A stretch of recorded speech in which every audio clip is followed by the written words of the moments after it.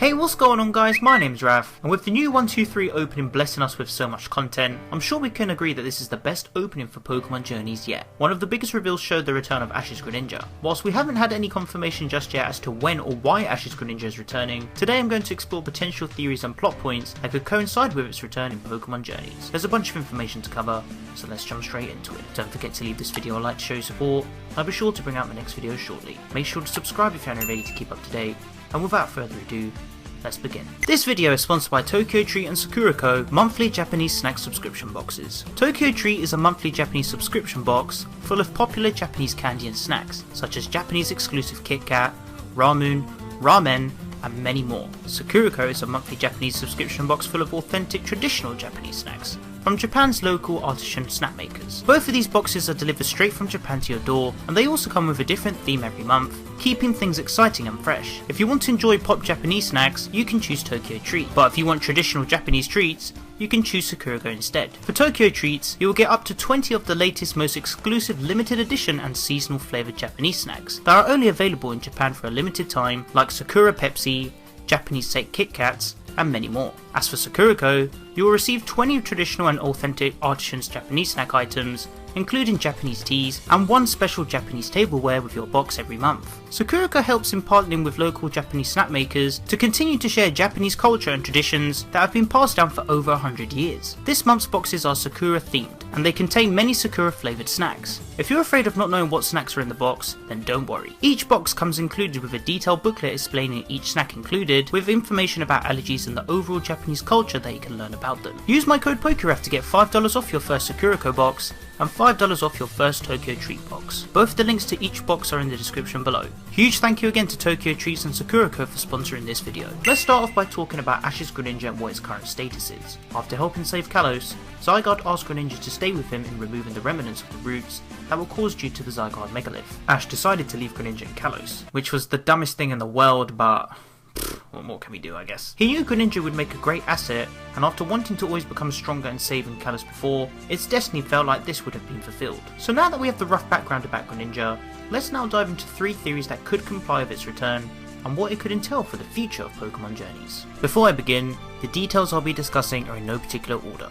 This is just pure speculation. Theory 1 is that Greninja returns to rejoin Ash, but not take part in the PWC. Ever since his release, or shall we say, you stay there and do some work, many viewers have been so keen to see Greninja reunite with Ash. The thing about this theory is that whilst a reunion would be the essential cherry on the cake, there's quite the division in terms of what should happen next for Greninja. For me personally, if Karga wished to return to Ash and just rest in the lab, I would be so down for that. The destroyer of the roots surely must be over in Kalos, and what use is the Ninja Frog to stay there in the first place? I personally would love to see it reunite with its Kalos friends and meet the other family members. Heck, why not let it spar with Ash's Weasel? However, depending on the narrative for the return, this is where Theory 2 may lay more cards onto the table. This being Greninja rejoining Ash to participate in the PWC. Think of it like this.